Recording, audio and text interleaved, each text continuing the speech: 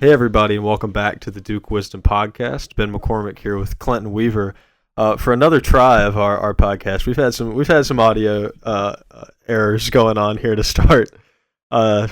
It's a wonder that we haven't had this issue before. At some point, it's a good thing, but we should be pretty crisp on this take of the podcast. We've tried the intro now twice, so.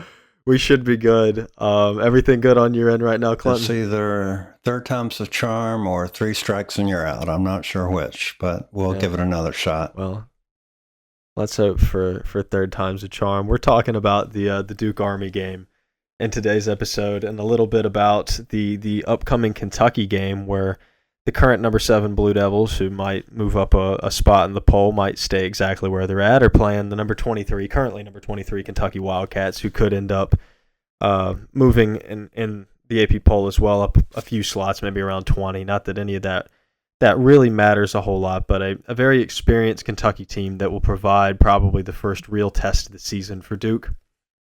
And when you look at Duke and their start against Army, it seems like a little bit of a broken record, and I've been very critical of Duke's starts, much to the dismay of a few fans who have said that it's a little too early to be critical of a team and say that they're not good in first halves. But I guess when you see 4 first halves that aren't good, or aren't great rather, it sort of sounds an alarm in your head, and so I think that's what happened a little bit against Army. But it's difficult to be too critical of it when the problem really was just that they were missing shots. Duke got a lot of really good looks against Army, against West Point. Jon Scheyer's systems and sets worked perfectly to get a lot of open three-pointers, which is obviously what Duke wants to do. I mean, they were on pace to shoot 63s at a point in that game. They didn't end with that many, ended with 38, but ended up shooting 45% from 3 in a game that they started 1 of 11, 2 of 15, ended up finishing the game 15 out of 23 on the following attempts after that. So this Duke team clearly can shoot. I've got my reservations about the number they shoot and how that will go in the future. But Clinton, just kind of walk me through what your impressions of were that first half. Am I being too harsh on them for being not being a first half team this early in the season? And what did you see from that first half and then going forward? Well, it is sort of a glasses half full, glasses half empty sort of comparison. They shot the ball a lot better in the second half, and so I think the criticism is fair and valid. They got off to a tremendously slow start.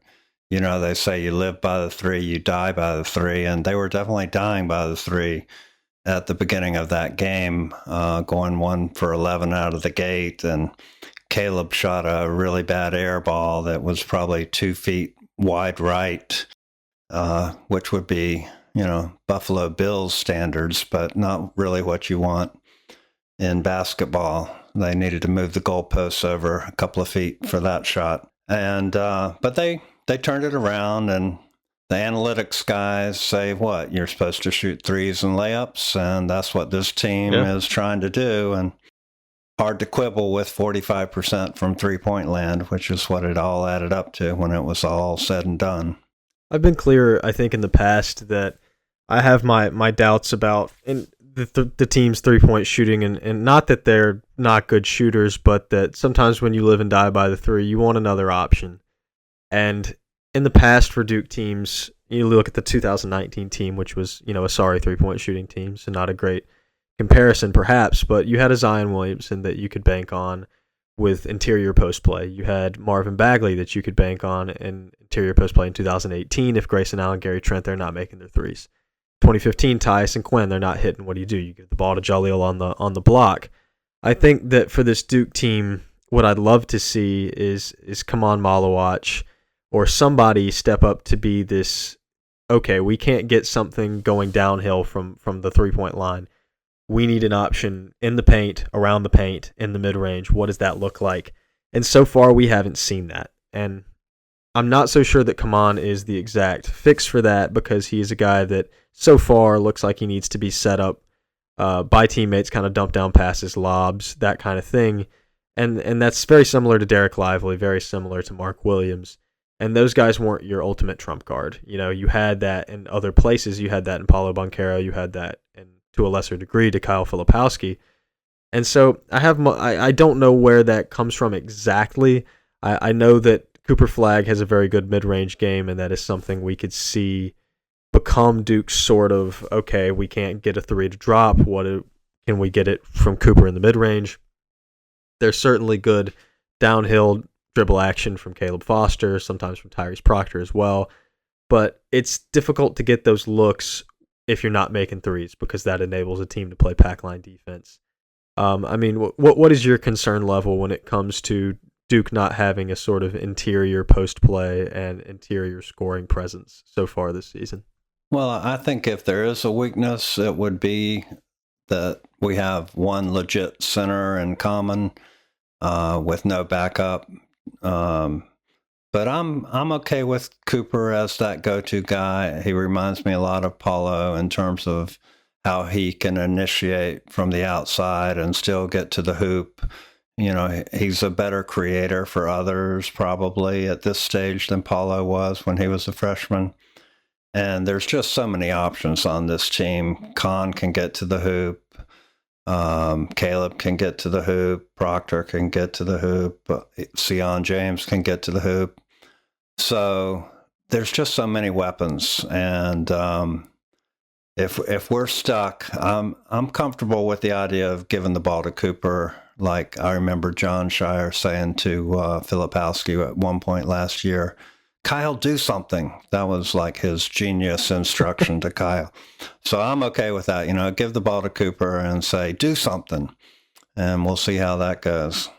I think if you look at the Kansas and Carolina game that ended up being a 3-point game, Kansas, though, built a 20-point lead in that first half. And the way they did it was by seizing a size differential and a talent differential in interior post play. Hunter Dickinson went to town in the first half. KJ Adams, well, he actually didn't. He was kind of subpar, but KJ Adams went to town in the first half. Flory Badunga had a good game, and it's not any sort of knock on Jalen Washington, on Van Allen Lubin, on Jalen Withers, but they're just not exactly high-level post players at the moment, either because of size or just because of experience or whatever it is.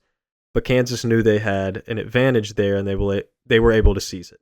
And so my brain kind of goes to that Carolina matchup. Well, when that day comes, obviously Carolina's got good 3-point play. They've got good guards, and so does Duke. They can hit a lot of threes, 17 out of 38. Nothing to laugh about against Army. But what if that fails? What if the 3-point shooting's not there? What if Carolina's shooting it better? And so it's like you'd like to be able to seize the fact that you're a much larger team than pretty much everybody, at least across the board height-wise. Now, but the problem for Duke is that they don't have that set post score. So, yes, Kaman Malawach is better than Jalen Washington. Yes, he's better than Van Allen. Yes, he's better than Jalen Withers. But can he really seize that difference? Because he doesn't have it, so far, has not shown that he has it in his arsenal to take guys one-on-one in the post, to face him up, take him off the dribble, kind of have that dominant sort of effect. And maybe he's just not that sort of player. And this team's not going to have that sort of player. But I guess it's difficult to watch a team just so many three-pointers go up. One day, you got to think, I mean, maybe it's just not going to be their day. And you don't ever want them to live and die by one thing, but I mean, I don't know. John built them to look like the 2018 Golden State Warriors, and so far they definitely look like that. And that Warriors team ended the day with the Larry O'Brien trophy, so who am I to criticize it, I guess? There are a lot of guys on this team that can fill it up, and they're probably not going to all go cold at the same time. You know, we go 10 deep. And, you know, we're justifiably focusing on the offensive end of the floor with 6 guys in double figures, and it's been very impressive the way we've come out of the gates here offensively. But I think the other side of the ball is the part that probably doesn't get enough attention. You know, they're playing very good team defense. They're very connected with each other. They hit the boards very well in this game. And, you know, you can always rely on your defense when the offensive end of the floor isn't going according to plan. Defense is an everyday thing that you can bring. So, you know, that's kind of our ace in the hole. We can always defend. And we've been holding teams to 20, 30 points and a half. Granted, you know, they're Army and Maine, but it's definitely a good sign of things to come. Yeah, defensively, I think they were really good, especially in that first half. So and that's kind of been the story, I think, game in, game out, is a little bit of a rough shooting start in the first half, but who cares because they were locked down defensively. Second half starts, they pick up the pace because they're making more shots, which enables the other team to get a few more looks. I think there were stretches in that Army game where Duke's defense left a little bit to be desired, but I guess when you're hitting like 15 out of 23 from three, who cares, you know?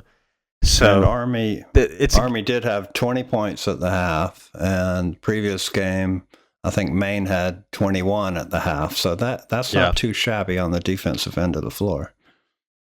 No, not at all. I mean, there's a little bit of give and take. Always when you're going to put up that many points, like Duke's 57 in the second half, when you're able to score that much, you play a pace that is a little more forgiving defensively. And so as long as if they're not making those shots with a slower pace, as long as they're able to pick it up defensively, which they have shown they've been able to so far, then it all sort of evens out and you end up still winning the game handily like they did. And I think you touched on it just a minute ago about the rebounding. They had a tough time rebounding against Maine. And obviously, sometimes you can overlook a team. Off pure height, it looks like, yeah, obviously we're going to out-rebound them because we're just so much bigger. But look back to a couple years ago, Farley Dickinson, Purdue. You know, you got Zach Edey and a massive size difference. Heck, Mason Gillis was on that team. He was there for that. And still, Farley Dickinson, which was the smallest team in Division I basketball, ends up getting all over the boards. And so you never know. Rebounding is so much of actually making the effort to go get those rebounds. And I think it was a really welcoming sight to see Kaman Malawach go out there, 11 points, 14 rebounds, and just be all over the boards and look confident doing it, really hustling. Cooper Flagg had double-digit rebounds as well. And so to see a team that not just rely on its size, but actively make the effort to go get rebounds was something really nice to see. And when was the last time that Duke had two players with double-doubles? I can't ever remember that happening. So that... I mean, maybe 2018, little Wendell Carter, Marvin Bagley. I could have seen it then. Yeah, but rebounding is about heart, and they started out with a 22-12 advantage. I think it was clearly a point of emphasis for Coach Shire after getting out rebounded by Maine in the first half of that game. And I think they course corrected for sure. They had 10 offensive rebounds after just 12 minutes of gameplay, ended up with an 18-board advantage at the end of the game. And, just some really impressive stat lines. Cooper Flagg had 10 rebounds in the first half all by himself. And probably deserved the player of the game honors that you conferred upon him, even though he only got to play 25 minutes because of his now famous cramping issue that we hope is not a sign of things to come. Yeah, well, that cramping issue has befallen a number one pick at Duke before. Apparently, that's a rite of passage to be the number one pick at Duke. Paulo Banchero, a couple of years ago, struggled with cramping in the first few games of the season, and then Duke went and got in the lab and did some sort of analysis on the man's sweat and decided that he needs this level of electrolytes, this level of, whatever it may be, and he needs to consume this much water, this much Gatorade, whatever it was in a single game, to make up for the amount that he's sweating and to prevent cramping. And, well, I hope that they were in the lab over the weekend to prevent this, because Cooper Flagg is a guy that you hope gets to play as much as he needs to play against Kentucky. You don't want him sitting out unnecessary stretches of time. I mean, we saw that against Kentucky, actually, the last time they played him with Paulo. And that game was closer than it should have been, I think, because of that. And so the hope is that Cooper Flagg can be available for an entire game without cramping, taking him to the sidelines on Tuesday. John Shire was quite upset after the game. That's almost the first thing out of his mouth was, "We're going to fix this issue. We're going to fix this issue." So I think somebody's head is maybe on the chopping block who hasn't been making sure that Cooper gets his fluids. And he sweats a lot. They were wearing those gray uniforms, and you could see that he was sweating right through that. And definitely something that needs to be fixed prior to 9 p.m. Tuesday night. I'm pretty sure all attention is focused on that right now. Want to join a community of Duke accounts publishing news, theories, and predictions on Duke athletics? Join the Duke Wisdom Network. Just go to dukewisdom.org/join network today and fill out the form with your name and social media. Or you can DM at Duke_Wisdom on Twitter or Instagram. Become a part of the community of Duke fans publishing their takes today. Again, that's dukewisdom.org/join network to DM at Duke_Wisdom on Twitter or Instagram. Yeah, so kind of a bad look on Gatorade, right? Like, just signs a deal with Gatorade to be the first men's basketball player signed to the exclusive NIL with Gatorade, and then he starts cramping up. It's not a great look. Maybe but, Michael Jordan has something to do with this. It probably needs to be an investigation. Yeah, we need some of Michael's secret stuff, I think, for Tuesday night. But one other thing that, and as nitpicky as I've been about this team to start, and I'm sorry that I'm nitpicky about this team sometimes, but it's just because my standards for them are so high that I find any little thing that could potentially become a larger problem down the road, and I say, let's address this now. If this is a problem now, who knows, it might disappear next game.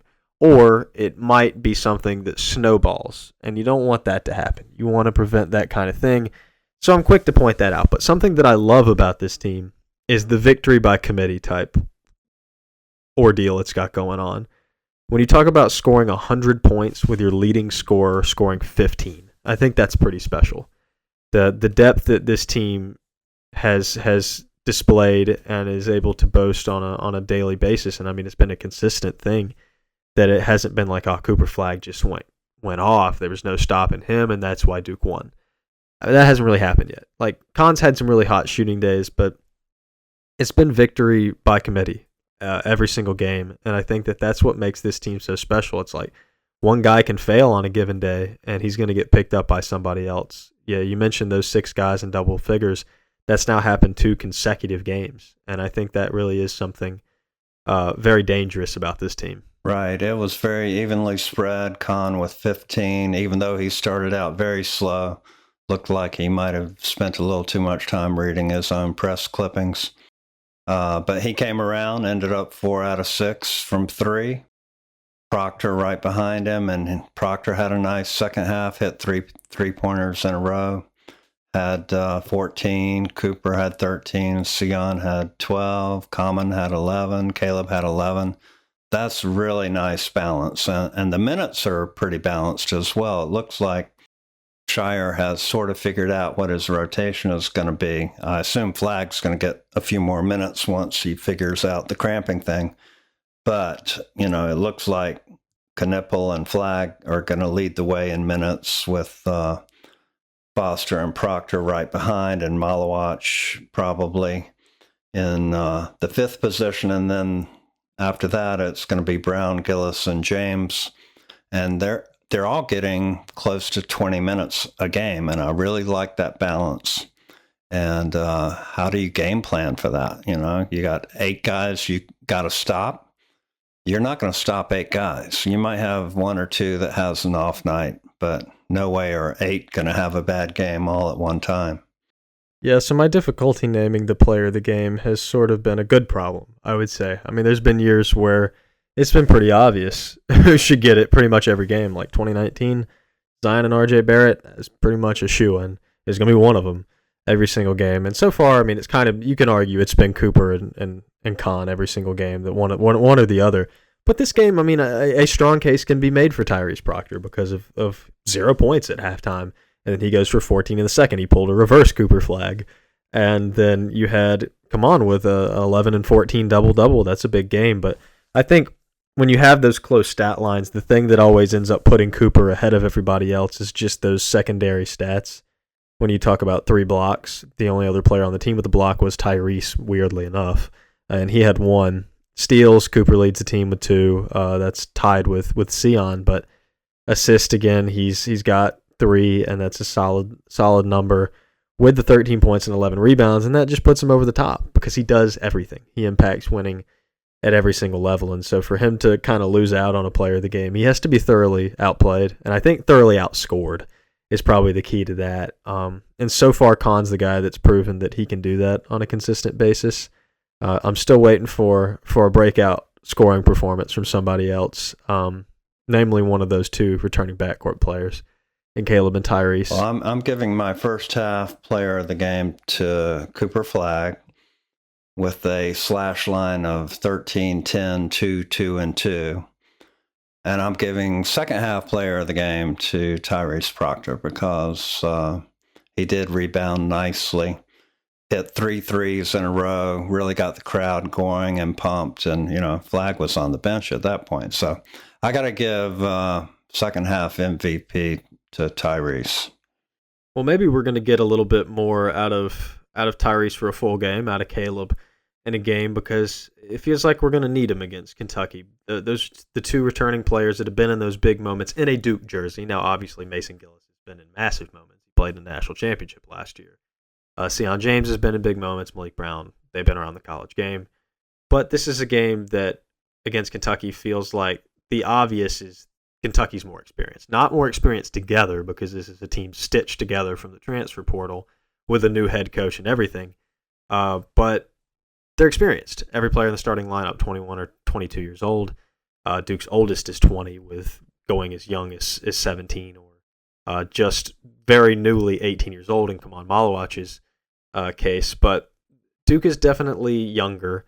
And so there's a little bit of a question of, does Duke who has already proven they come out of the gate a little bit slowly, will they come out really slowly against a older and better, in terms of competition that Duke has already played, better team in Kentucky? Will that hole that Duke digs at the beginning of the game by not being able to make shots, is that going to be a hole that gets them into a little bit of trouble and ends up ultimately making this game a little closer than it should be? Yeah, well, let's hope we don't start out 1 for 11 from 3 against Kentucky, because we might be down 20 at that point. Kentucky has got a lot of three-point shooters. They do have a lot of experience. They're probably not going to be awed by the moment. There is always a concern when you put 3 freshmen, a sophomore and a junior on the floor, how they're going to react the first time they're on a big stage like that. But I'm glad it's a neutral site, and I think Cooper will meet the moment. He seems to be made of it. That's what he's made for. If he can fare well against LeBron James and the Olympic team, I think he'll do okay against Kentucky. So I'm glad that Kentucky is the first test of the next 4 big ranked games that Duke has in the next month. When you look at Kansas, currently the number 1 team in the country, Auburn, who's 11th, who will easily and definitely be a single-digit ranked team, because look at Brendan Marks for The Athletic. He has Auburn ranked first in his top 25 right now after they beat Houston last night. And I watched that game and I was impressed by Auburn. I definitely was, but that didn't look like a team to me that was more impressive than Duke. And I watched Kansas play Carolina, and it didn't seem like a team that was more impressive than Duke. And I feel similarly about Kentucky. I feel similarly about Arizona. And so I think that Duke definitely, they're going to have to prove it. But there's no team that looks like they can't beat them. Without a doubt. There's not a team that I think has just this discernible advantage over them. They can't beat them. But I am glad that Kentucky was the first of them. That they're the lowest ranked of the 4. So on paper, that means they're the worst. I'm not so sure that's true, but it's an early sample size, and we'll see. But I am glad that that's who they drew first. I would rather they have that game than have what Carolina had, which is even if you play all right, you just had to walk into Allen Fieldhouse against the number 1 team in the country, and that's a difficult position to put yourself in. So I'm glad that the first test is a test, but it's maybe not as hard as it could be. Yeah, I'm definitely glad we don't have Kansas at Kansas. We've got them in Las Vegas, and I think they're beatable. I'm sitting there watching them run up the score in the first half against Carolina, and that had me a little concerned that, if they're going to stomp Carolina by 30 or 40, but it didn't turn out that way. And I see good matchups actually for us against Kansas and neutral site. I want us to be the first one to knock them off. I'm thankful to Carolina that they didn't manage to do that. Hopefully they can come into the game with Duke undefeated and we can give them the first L, and it'll be more valuable for us to do it that way. Well, the last time we were recording this, you mentioned that you had Duke going 4-0 throughout this ranked stretch. I had them going at 3-1. And I think it's important that they go at least that 3-1. I don't think it's a problem if they lose one of these games. And it might not be that bad if they lose two of them, honestly. But you don't want to go like 1-3 because, yeah, they're not horrible losses at the end of the day, and that means you still have a top 25 or maybe probably even top 10 win if it comes post-Kentucky.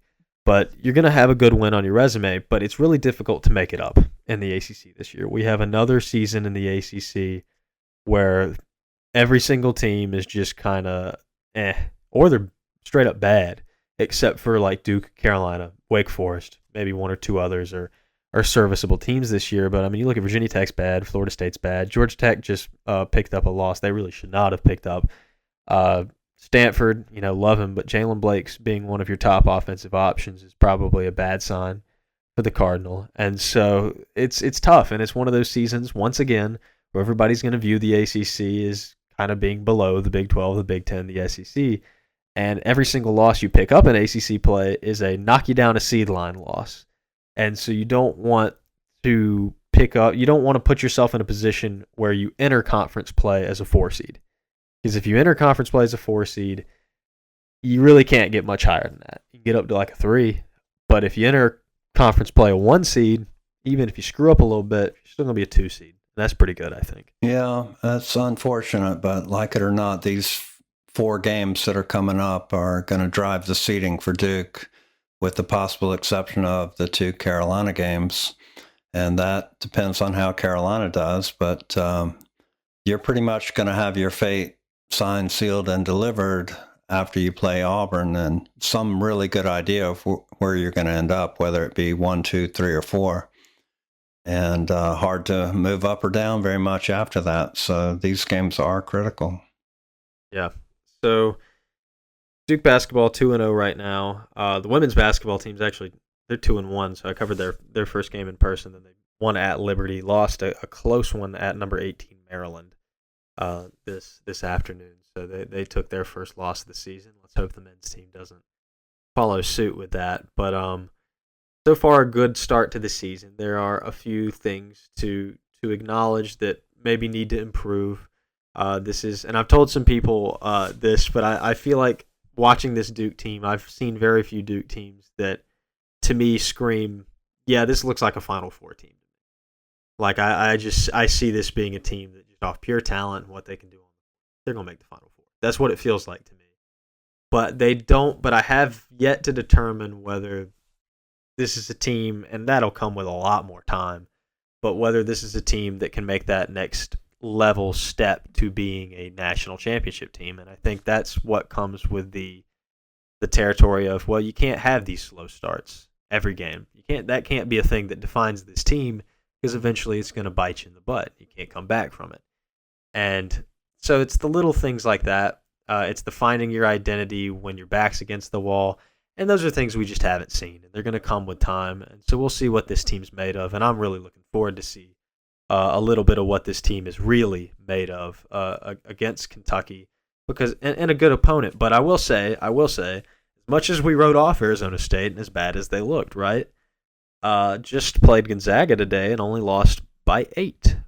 So that's a Gonzaga team that beat Baylor by 40, and the Duke beats Arizona State by 56, so I think that means Duke's going to beat Baylor by 100 points if they play them. Is that right, Clint? I think Baylor may get on the board, so it'll be like 100-2 maybe.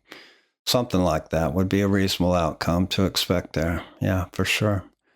No, the thing about great Duke teams that I've noticed across the years is they win big when they're playing lesser opponents. They get up big and then they just keep going. They put their foot on your neck and they crush you. And this is what I'm seeing so far. Yes, it's been Maine and it's, Army, but still, they are showing the hallmarks of great Duke teams, which is to get up big and keep going. And I'm highly encouraged. I agree with you. They're definitely Final Four material. I mean, beating Arizona State by 56. Arizona State looked great today. They were leading that game against Gonzaga. And Gonzaga's allegedly the number 5 team in the country. They were up on Gonzaga with 6 minutes to go and looking like they very well could win that game at Gonzaga. And we beat that team by 56. So I know it's kind of a silly game to play, but based on that, if Gonzaga's number 5, Duke is not number 7. Yeah. No, I don't think Duke's number 7 either. I don't think Duke's number 7 even if they lose Tuesday. I think Kentucky's going to have to play a really good game to beat this Duke team, or this Duke team's just going to have to shoot themselves in the foot, like to not win on Tuesday. But I do think that it's going to be. But I would hope for Kentucky's sake, it's going to be the closest game Duke plays this season. And I'm looking forward to that challenge. But let's leave the basketball talk for the last little bit of the podcast. We'll talk about the Duke football team, which after losing 2 consecutive games to SMU and Miami, picked up a win and advanced to 7-3 after defeating the Wolfpack and at Carter Finley last night. And so a big win for Duke football to get back on track and everything. But another thing that's kind of flying under the radar of that game, well, a couple things. One, State was kind of stifled for now, at least, in its pursuit of a bowl game eligibility. And the second thing is the rest of the ACC has just decided to go berserk. Like Miami lost to Georgia Tech. And so now we have a situation where SMU might end up being the number 1 team in the ACC because Duke couldn't finish the job. Like, this is directly Duke's fault that SMU might end up number 1 in the ACC. And then that number 2 spot's just completely up for grabs. And the entire conference has decided to play, I don't want to make the playoffs. That seems to be what the rest of the ACC is doing right now. I don't want to lose to a team from the SEC in the playoffs. And but it's a little disappointing to see all this happen after Duke lost those 2 games to Georgia Tech and SMU, just barely, knowing that had those games gone differently, even with the Miami game, Duke could have been in a position to make the playoffs. And I think that now this is really frustrating looking back on it. Yeah, well, I can understand feeling that way. I just felt like they played a complete game, probably as complete a game against State as they have all year. The defense, as always, contributed right out of the gate, getting the safety, putting the first points on the board, getting a couple of turnovers that were key. But the offense performed well too. 3 touchdowns. State only had 1 touchdown, and we were able to get in the end zone when they were not. And then, of course, Todd hitting 2 field goals, 49 and 50. So the Todd father, man, he stepped up. All 3 phases of the game were really working. I mean, the offense did struggle to run the ball at times, and we were 0 for 9 on 3rd down and 31 rushing yards and punted the ball 7 times. So don't get me wrong. There were stretches where the offense struggled. But all in all, to put that many points on the board and really didn't ever feel in doubt to me, even when State tied it up at 12-12. We came right back and scored, got the lead again and kept the lead. And there was sort of a weird comfort zone that I was in, thinking, all right, here comes the 4th quarter, and that's when we shine, and we're going to win this game. And, it's weird to feel confident about a Duke football game, but that's the way I felt.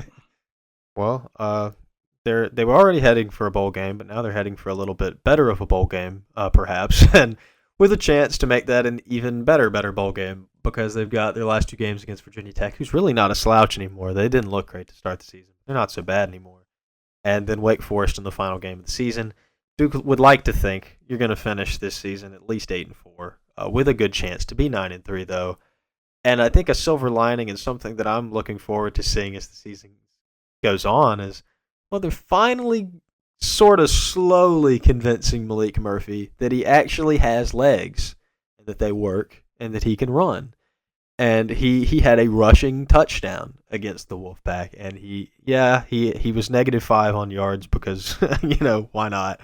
But hey, a touchdown's a touchdown, man, and he moved those legs, and I'm right proud of him. He had a very solid game. He didn't throw any interceptions. He was 22 of 31 for 245 yards.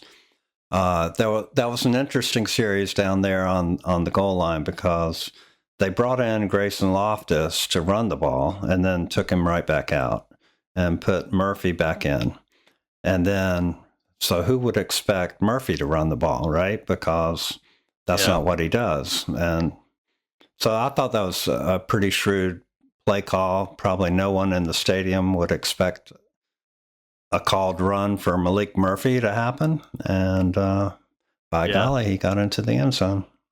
Yeah, that was a really good play call by Manny Diaz, who I think is doing so far just an absolutely terrific job for the Blue Devils this season, and I'm excited to see what they can do down the line. I'm excited to see what bowl game they ultimately end up in, even if it is a little bit disappointing that this was such an open year in the ACC. And you can't help but look at Jordan Waters over there at NC State and think, well, what if he didn't transfer? What if Riley Leonard hadn't? I get why Riley did.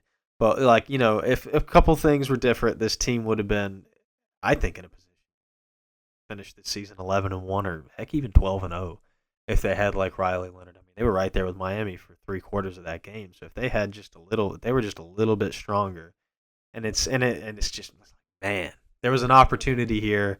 I wish they could have seized it, but I am glad to see that they're winning in their first year with a new head coach, doing a good job, and that I hope that he has the program headed in the right direction for a little bit longer than Mike Elko did. Oh, I definitely think he does. I mean, we've got the best team in North Carolina. It's safe to say we should be favored to beat Wake Forest. And I wonder what Jordan Waters was thinking, because he was not having a lot of success on Saturday, and maybe he was saying, should I have maybe stayed over there with that other team? It did not go well for him. Well, Duke reigns supreme in the Jordan Waters Bowl, and now we will see what the rest of the season has in store for the Blue Devils on the gridiron, and Duke men's basketball really getting started, and we've got a great one on Tuesday, and I'll be watching that one back later. Basketball season starting for my day job, and so I'll be covering that Tuesday night, and I'll be catching back up on Duke, Kentucky, but keeping up with it as it goes nonetheless. Looking forward to that. Looking forward to women's basketball as it continues to get going and move forward. Hopefully they can come back and bounce back from that loss at Maryland. A lot of great stuff happening, a lot of great stuff to talk about. Make sure that you guys come in and you tune into the podcast every episode. Make sure to follow or subscribe to the podcast wherever you're listening. Follow Duke Wisdom on Instagram and Twitter/X. Go to dukewisdom.org, read some articles, see some pictures. Check out you can connect with the podcast on the website as well. And as always, we will talk to you guys next time.